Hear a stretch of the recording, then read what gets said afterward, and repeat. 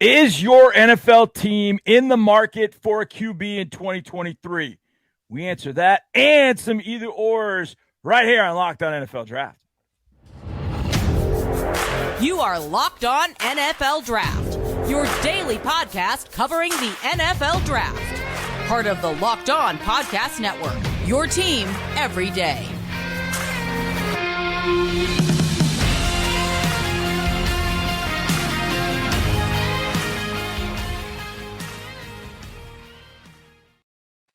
And we appreciate you being part of our Locked On NFL Draft team. Who are we? Well, that is Eric Crocker, former NFL, AFL defensive back. You can follow him on Twitter at Eric_Crocker. Beware of the guns. That good-looking fella down below is Ryan Tracy from Rogue Analytics.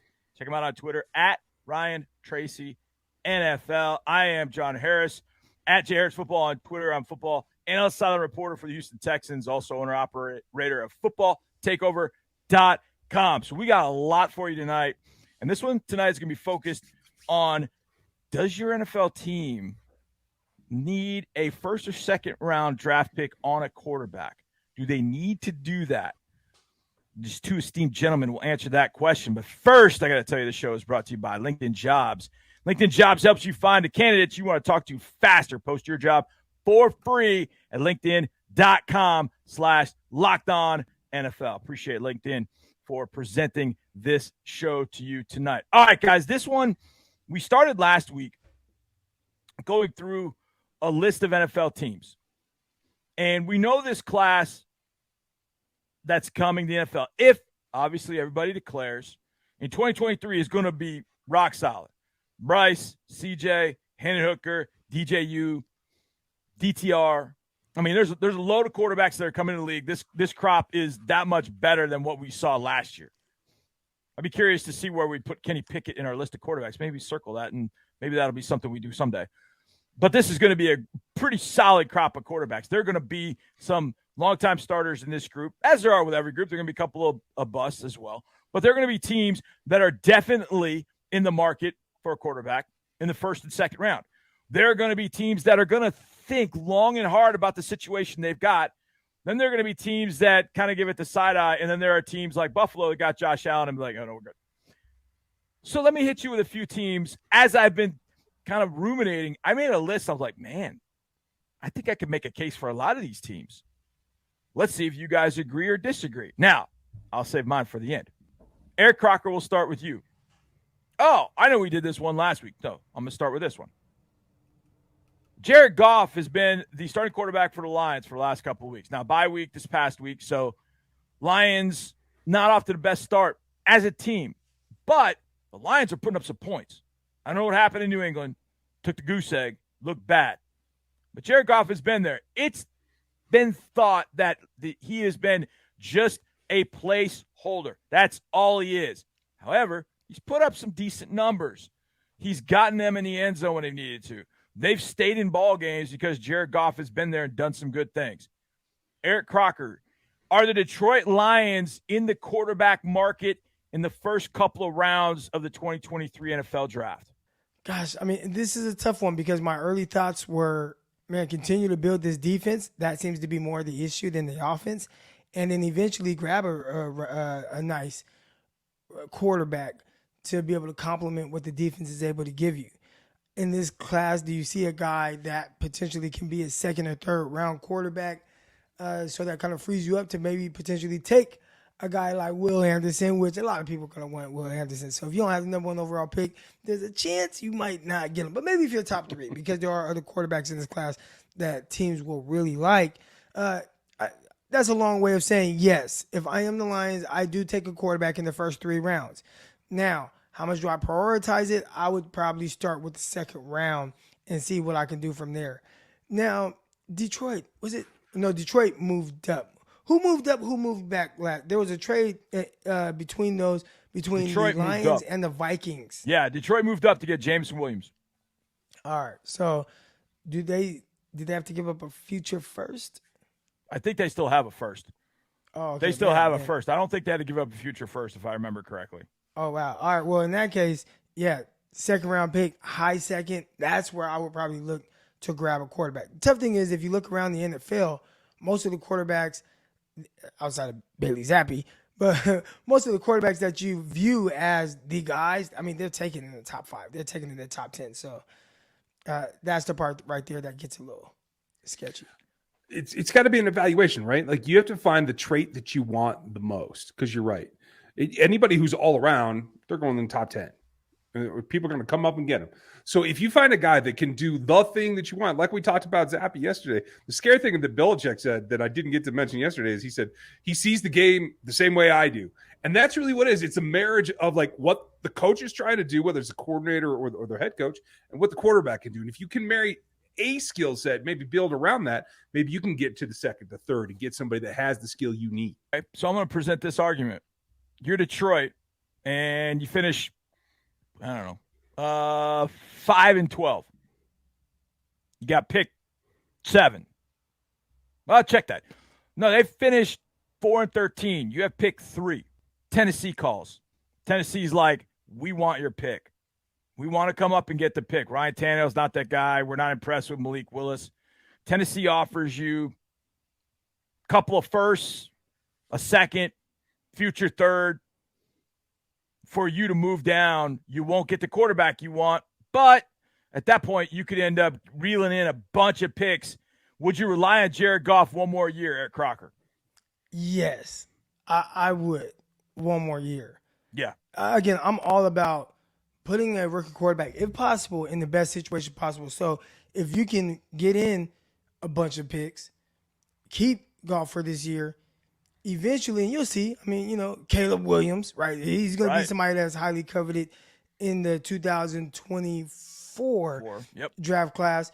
If you got all these picks and you're able to move up for that guy potentially in top spot, that's where I'm going with it. Here's the only thing you got to guard against. You got to make sure you get enough picks, because if your plan works and you're now an 8-9, right, or a 10-7 team, all of a sudden now you got to have enough ammunition to go back and get the guy that you build around to get. Yeah, very true. I mean, there's a lot. I mean, because you don't know where Tennessee's going to be, all that kind of stuff. Hopefully, the bottom falls out of Tennessee and they're sitting like number 10. But that's a different discussion. But I made a comment here in Houston on the radio, and I said this, and my radio partner, who's voiced in Texas, Mark Vandermeer, we have a rating system. We call it how many sizzle fires. And so when we make a hot take, it's how many sizzle fires on 1 through 5. And I said, Mark, here's my hot take. The quarterbacks in the 2024 NFL draft are better. That class is better than the 2023 draft. Caleb Williams, Drake May, Jackson Dart, Quinn Ewers. Could be better. So I don't know. I know if you're Brad Holmes, though, and you're Dan Campbell and your jobs are on the line, you got to win now. And so if you see that guy in 2023, you might have to do it right now as opposed to doing it later. All right. There's a team in the nation's capital I think for sure needs a quarterback. What do these guys think about the Commanders? Talk about that next. But I got to talk to you about finding people to work for you. If you got a small business, the best thing that you can have. It's like having that club in your bag that you always rely on. Maybe it's a 7-iron. I don't know. Maybe it's the 3-iron. Man, I hit the 3-iron so well. Like, that's my club, man. Well, LinkedIn Jobs is like having that club in your bag, the one you can rely on 100% of the time. LinkedIn Jobs helps you find the right people for your team faster and for free. I mean, is it getting better? Faster and free? I mean, those two F's we love. Then add your job in the purple hashtag hiring frame to your LinkedIn profile to spread the word that you're hiring. Simple tools like screening questions. What do I ask these people? Well, LinkedIn Jobs has got you taken care of. You can prioritize what you want to know from those candidates, and boom, fast and free, and you got people working for you the way that you want, the people that you want. It's why small businesses rate LinkedIn Jobs #1 in delivering quality hires versus leading competitors. LinkedIn Jobs helps you find the qualified candidates you want to talk to faster. That F word again. Post your job for free at linkedin.com/LockedOnNFL. That's linkedin.com/LockedOnNFL to post your job for free. Terms and conditions apply.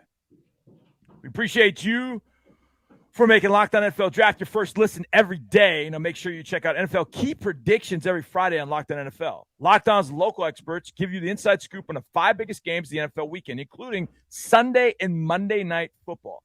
Plus, betting advice from the field's leading experts, BetOnline.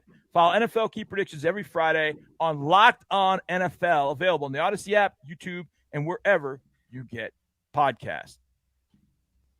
All right, gentlemen, I teased the Washington Commanders.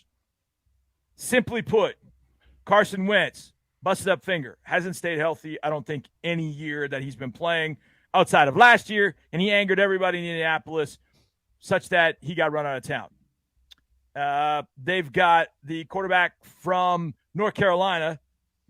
Why am I blank? Sam Howell. Sam Howell. And that's it.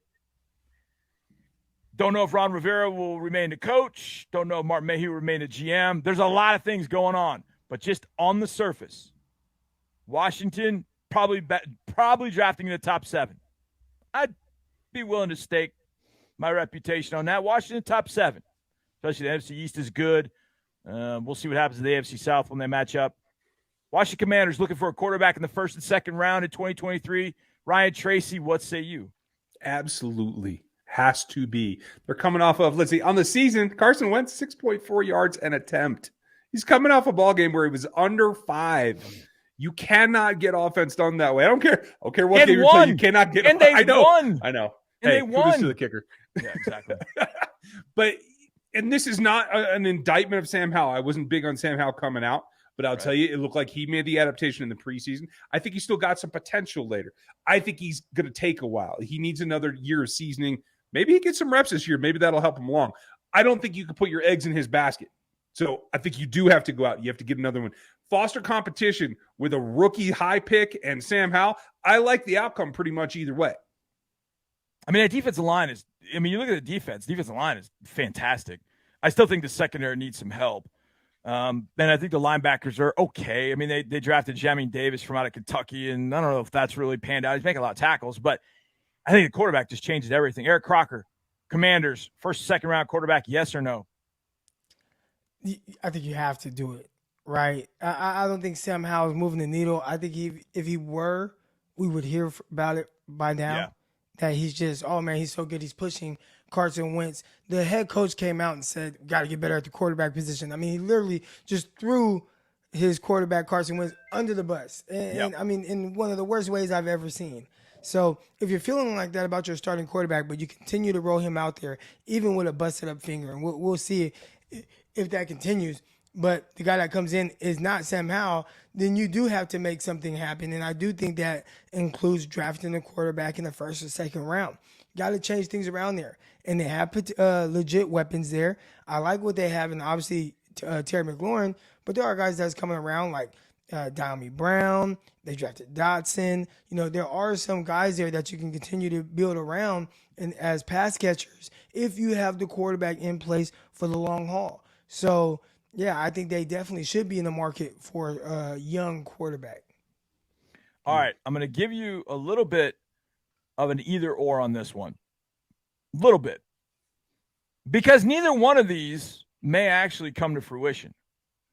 But I got a hunch that one of these two teams will be looking for a quarterback in the first, second round of 2023.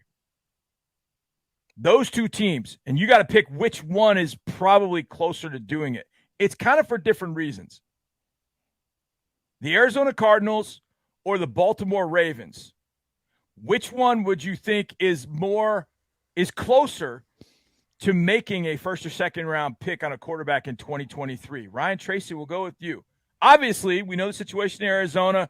Kyler did sign a contract, but we've seen quarterbacks sign contracts and then ask their way out of a city and then get a brand new contract. I don't know where that happened, but I think it was close to me. So that's happened. We've seen Kyler Murray. It's not gone well. Cliff Kingsbury is now offering to give up plays. And Baltimore, the contract is the situation with Lamar Jackson. Now they can franchise him and do some things. But we know things get kind of strange in the quarterback market. Which one is closer to taking a quarterback in the first or second round of 2023, Ryan? Arizona or Baltimore? All said and done. I know Call of Duty came out this week. I think that has an effect on the decision-making. I got to think that it's Arizona. At the end, as it all boils down, I think Lamar will get there. I think the Ravens want him there. He's been an MVP for them. There's enough road that's already been covered that you can work out the dollars and cents is the way that it feels like to me. I just got to lean Cardinals. It's just a gut feeling. Eric, Cardinals or Ravens? Which one's more apt to take a first, second round quarterback in 2023? I'd have to say the Ravens because they haven't committed to Lamar Jackson as wild as I think it is. I mean, this is a guy who's a former NFL MVP, and if I'm not mistaken, it was like unanimous. I mean, there wasn't a doubt about it. So he's playing at a high level. I think a lot of people might want to point to, well, he hasn't had the postseason success that you would ideally like. Well, neither has a lot of these other young quarterbacks that are being signed. And everybody's crowned, even guys like, Monday Night Football, you had Herbert, where they're saying he's a top 5 quarterback. He hasn't won anything. He hasn't been to the playoffs, and maybe you can blame the head coach and whatnot. But we know exactly what we've seen from Lamar Jackson and his ability to carry this team no matter who's at running back, which half the time we can't name the running back. I mean, unless you pay super close attention. We know it's Dobbins. We know they've had Edwards back there. But, they don't have this bell cow running back, so he has to contribute in the run game. The receivers, they traded their best guy away, Hollywood Brown, who was a 1,200-yard receiver in 2021. He's gone. He's off the team. So who are their leading guys now? I mean, there's a lot of questions surrounding that team, but the one person that holds it together, who they're reluctant to pay, is Lamar Jackson. So if I'm Lamar Jackson, I might feel a little disrespected and say, hey, they're probably going to try to franchise tag him and maybe move on from him. But they offered him a contract. Whatever they offered him definitely wasn't good enough in his eyes.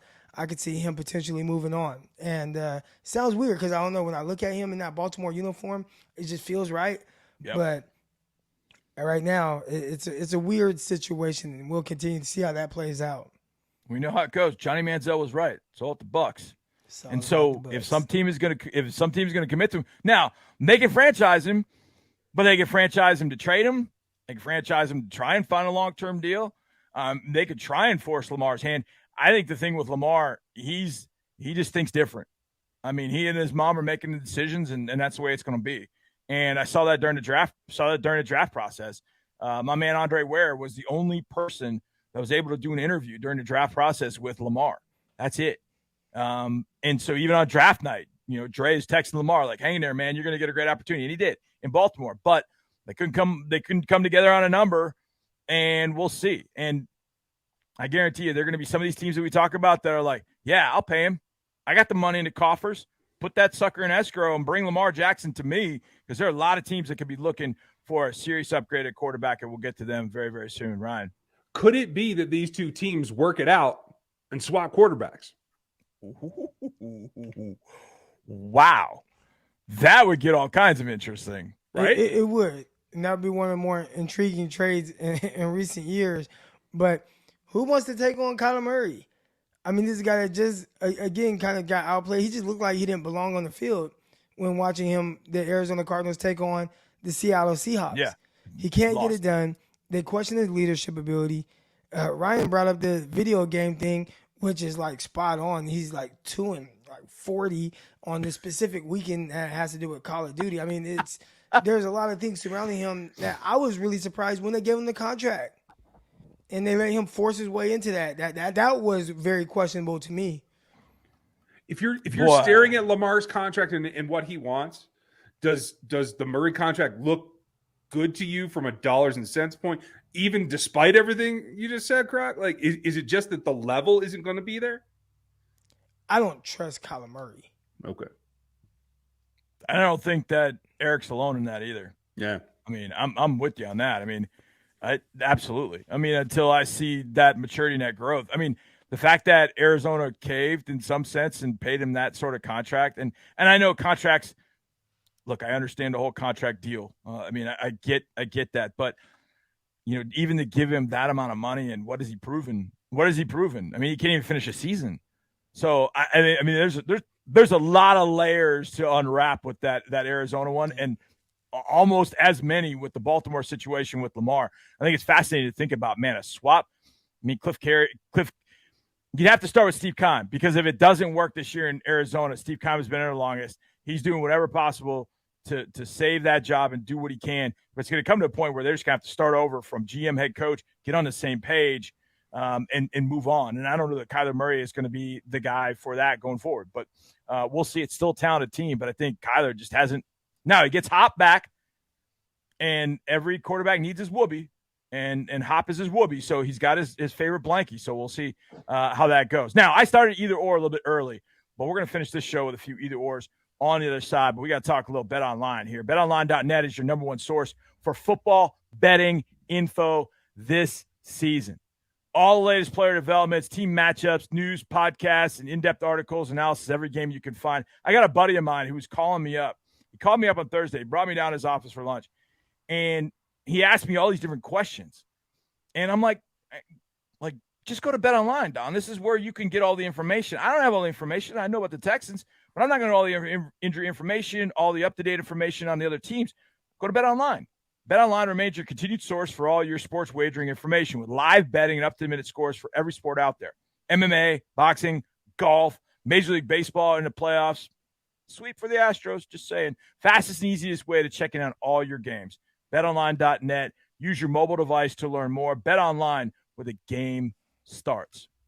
All right, boys, love either or. I just gave you one. I kind of, as they say, primed the pump a little bit with the first one as we were talking about quarterbacks. But now these are legit, straight up either ors. And I'm starting with a similar one to last week, but I've narrowed it down. Last week, I compared TCU wide receiver Quenton Johnston to any other receiver in America to allow for Eric Crocker to jab a little bit on the Jayhawks. But I'm going to hone in a little bit more because these two receivers were fantastic. 164, 161, one runs 4.4-ish, maybe high 4.3s. One maybe runs high 4.2s. We'll start with you, Ryan Tracy. Either TCU wide receiver Quenton Johnston or Tennessee wide receiver Jalin Hyatt. What team am I putting him on? What kind of quarterback do I have? The Kansas City Chiefs. Juju Smith-Schuster stubbed his toe. Sky Moore sprained an ankle. And all you've got is Travis Kelce and Mecole Hardman. They're adapting to life without Tyreek Hill. It is Jalin Hyatt, and it is not close. Eric Crocker, which do you say for, let's say the 49ers? Brandon Ayuk, sprained ankle, can't go. You got Debo, and you got Jimmy Garoppolo throwing the football. Either TCU wide receiver Quenton Johnston or Tennessee wide receiver, the speedy Jalin Hyatt. This Johnston guy, he's getting a little intriguing to me. We talked about it how, in the first, 4 games, I don't even think he had over 40 yards receiving in the game. And then all of a sudden he goes crazy against Kansas. And he continued that this past weekend where he had 175 receiving yards. And every time I looked up, he was catching passes. I'm like, where was this guy throughout the beginning of his career? So he's a little bit more of a late bloomer, and the analytical guys that do draft evaluations might not care for him because the breakout age, right? That's what they call it. The breakout age isn't as good. But when you look at the size and now what he's starting to put together to end his college career, I think I'd probably lean towards that. Give the 49ers a big catch radius type receiver who can line up all over the field. And that would be opposite what they have of Debo Samuel, Brandon Ayuk. There is Juwan Jennings, but I think you get even a little bit more juice with Johnston. So I have to go with him. Yeah, Johnston's like a skinny, fast Kelvin Benjamin. Yeah. Which, I would have taken that. There's probably some other reasons Kelvin was not so skinny, but we'll not get into that. All right, Eric, we'll start with you. We're going to redo the Jaguars' number one pick. Jaguars' number one pick, but I'll give you the 3 options. You can either stick with the pick they made, Trayvon Walker, or you could have taken who was at number 2, Aiden Hutchinson, who went to the Lions, or you could take Giants edge rusher Kayvon Thibideaux, who came up with a huge strip fumble sack against the Ravens on Sunday. Redo the Jaguars pick, keeping it the same, or you're changing it, and if so, either Walker, Hutchinson, or Thibideaux. I'm going to go with Thibideaux. And the funny thing is with Thibideaux and how the draft process plays out, he was undoubtedly the number 1 overall pick probably for most of that season. And then the draft process starts and people start kind of picking at him and it's like, I don't like this about him. I don't like that about him. Well, one thing that people did like about him was his ability to be a legit edge rusher, put his hand in the ground and go and get after the quarterback. And that's something I think he's done a really good job of making an impact of doing in the NFL. Even if it's not resulting in a bunch of sacks early on, he has made impactful plays. You know, I watched him out in London I wasn't in London, but I watched that game against the Green Bay Packers, and he's batting down multiple passes in the fourth quarter on the final drive. Like that's what you want. And everybody thinks it has to be sacks to be an impactful play, but clearly he's showing you he can be impactful in different ways. So Thibideaux, love what I'm seeing. Again, there were some questions about maybe his mindset and how into football he was going to be. But right now, I think he's showing the Giants, hey, I was the right guy. Redo the Jaguars pick, Ryan Tracy. Either stick with Trayvon Walker or Aiden Hutchinson or Kayvon Thibideaux. I think I'm going to stick. I'm going to tell you that, and I'll tell you why, too. If you are an offensive coach that invests in the offensive side, and maybe you have a staff that maybe isn't as renowned on the defensive side, you need somebody that's well-rounded, that's ready to go, like Thibideaux, like Hutchinson, right? If you're a defensive coach that feels like you have an edge by having a staff that can develop, there is no question that Thibideaux and Hutchinson are not the athlete that Walker is. If you can develop him, you feel you have that faith, I take Walker and I stay with it. Last one. Ryan, we'll start with you. We've talked about these two guys, and they both do this. They're both doing this. They're both continuing to ascend. Either, your pick, straight up, either Hendon Hooker from Tennessee or DJ Uiagalelei from Clemson. Ryan, either Hendon or DJ. Go. That is a good one. Upside versus steady floor play. I'm going to take the floor. I'll take Hooker. Ooh, Ryan likes a hooker. Eric, Hendon Hooker or DJ Uiagalelei? You know, I've talked a lot about DJ and how I think he's trending up right now, and he's playing extremely well. But Hooker, I mean, he might be playing some of the best quarterbacking in the NFL. I think Bryce Young's doing a tremendous job, and you look at Hooker and what he's done and just really being a clean prospect and checking all the boxes from the aspect of just the mindset and his ability. And I talked to a guy who talked to a quarterback coach, and he was talking about the mindset of Hooker. And I think it all checks out that this is a guy that you can definitely depend on. Again, clean prospect, cleaner mechanics, and just a natural passing motion. We watched him against Alabama in the big plays he was able to make, whether it's with his legs or throwing the ball down the field. Missed a couple throws, but came back and definitely made up for it. So I definitely have to go with Hendon Hooker at this point. Yeah, he is. And both of them have been highly intriguing after the year DJ had last year. Hendon Hooker had a tremendous year last year. He only threw 3 interceptions in 2021. He just was completely under the radar. And now that Tennessee's winning games, we're all paying attention to him. And thankfully, because the guy definitely deserves it. Now, we want to thank you for making Locked On NFL Draft your first listen every day. Later in the week, we got Rob Rang going to join us on the show. And we've also got the draft on Friday. A change of topics, but last week's draft hit big. It was fun for the three of us, and hopefully you guys like that as well. Now make your second listen, Peacock and Williamson NFL Show. Brian Peacock and former NFL scout Matt Williamson give you the expert NFL analysis in less than 30 minutes. It's free and available wherever you get podcasts. For Eric Crocker, for Ryan Tracy, I am John Harris. We appreciate you guys for being here with us, being fans of the show. You guys are the best. We appreciate all the support to all of our sponsors as well. LinkedIn, BetOnline, you guys are the best as well. We appreciate it. We'll see you tomorrow right here on Locked On NFL Draft. Let's go. Peace.